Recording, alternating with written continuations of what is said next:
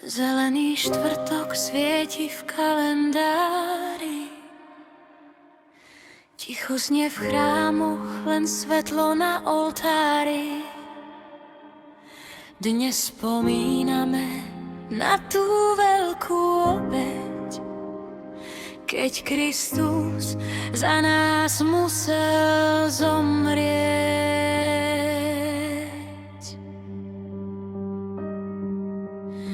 Zelený štvrtok svieti v kalendári. Špenát dnes veľa ľudí varí, alebo niečo bez mesa pripravíme. Aj takto si Ježiša my uctíme. V kostoloch sa nohy umývajú, pokora a smútok v srdciach prebývajú. Teraz postíme do Kristovho vzkriesenia, potom príde radosť, sila nasýťania. Stoly sa od dobrot prehýňajú, asi sa ľudia až tak zle nemajú.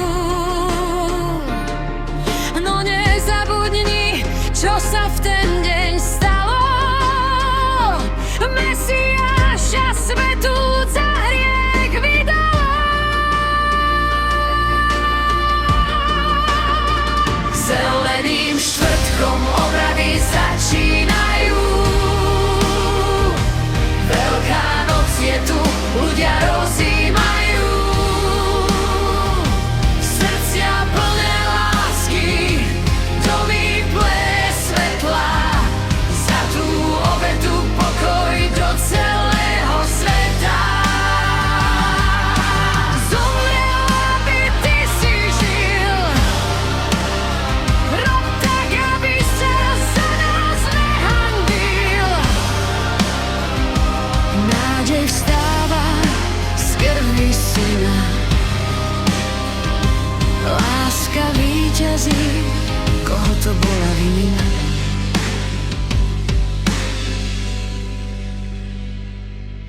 Smutno máme v srdci, že ho tak trápili. Nevinného Ježiša neľútostne zabili. No on porazil smrť svojím zmrtvých staním. Težme sa z toho, neplačme my za ním. V bolesti večná nádej sa zrodila. V prázdnom hrobe sa nám večnosť zjavila. On niesol naše chyby, viny aj pády. Stretávame sa s ním pri premenení na oltári. Keď ticho padá, skláňa sa noc. On z mŕtvych stal, už smrť nemá nad ním moc. Raz sa snáď stretneme a pred ním poklakneme. On vynesie nad nami súd spravodlivý. Za všetko, čo sme kedy urobili. Zeleným štvrtkom obrady začínajú. Veľká noc je tu, ľudia rozjímajú. Srdcia plné lásky, domy plné svetla. Za tú obetu pokoj do celého sveta. Zomrel, aby ty si žil.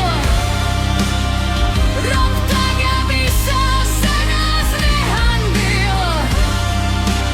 Z tmy prichádza svetlo do nášho života.